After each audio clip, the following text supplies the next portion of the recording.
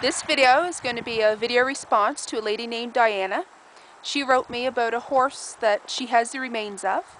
The horse had been neglected and died because of its life experiences, and she wants to honor this horse's spirit by creating something beautiful with the remains, a way to help the horse's beauty keep living on. And her question is whether or not she should bring the horse bones inside or not because of our cold winters. She says it's about minus 18 where she is. Now it's about similar temperatures here. Right now it's probably about minus 13 or 14 and slowly getting colder down to the night. I think it's supposed to be maybe minus 20 to 25 overnight and then warming up again during the day. Now this really depends on a couple of factors. Number one, how cold does it get in your carport or garage? The second factor is what your state of decomposition is. If you are completely to the bare bone part of decomposition, definitely bring it in the house. There's no reason why it shouldn't be. Now, another factor in being cold in the garage is I haven't seen too much damage done in an inside cold environment. I store my bones in boxes in my bedroom, and where we have wood heat, my bedroom doesn't get heated as much as the rest of the house, except in the night time when I open the door to let the heat in. So it can get quite cold in my bedroom, and I haven't seen any problems due to cold in there. But if it's cold enough that you're getting frost over everything in the garage, I'd say definitely take that horse out of there. Because what happens is you're going to get the frost layer over everything. And when it warms up in there, that frost is going to melt into liquid and seep into all of the pores, the teeth sockets, every little crack and crevice in that bone the water is going to seep into. Now when you get the cold snap again, it's going to expand your bones and break them apart when the water freezes. So that's definitely something to take in consideration. Is it cold enough that you're getting frost on the bones? Or in anything really, just definitely take that horse inside. One advantage to taking the horse's remains inside into your studio is that that will be a bonding experience.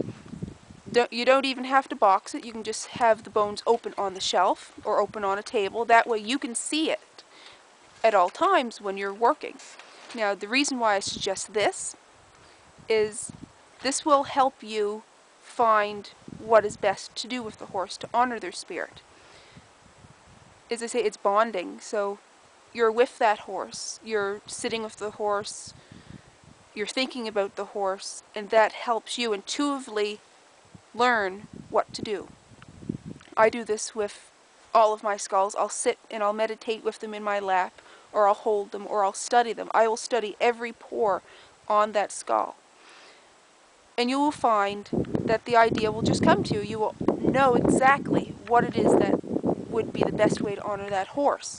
And that's because you're spending so much time with them. Now I'd love to see your finished product when you do eventually make art with this horse. I'd also like to know the horse's story too, because I love animals. Even a lot of people who love animals, they get disturbed hearing the bad stories, but it actually, in a way, it helps me to know everything about an animal when I'm doing art with them. And I'd like to know what this horse's story is.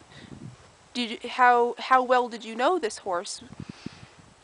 And that's one thing that you can take into consideration when making the art. What was their personality, their life experiences, their name, their coloration?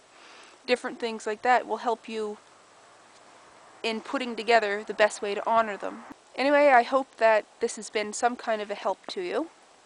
It is very cold here, so I'm probably starting to ramble on. But pretty much, I'd say definitely take this horse's remains inside.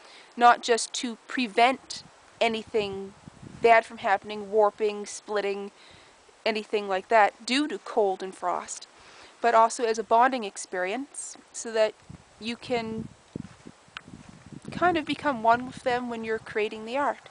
It'll be a great help to you to meditate on the horse's life and your experiences with this horse in order to make an art that would honor their spirit.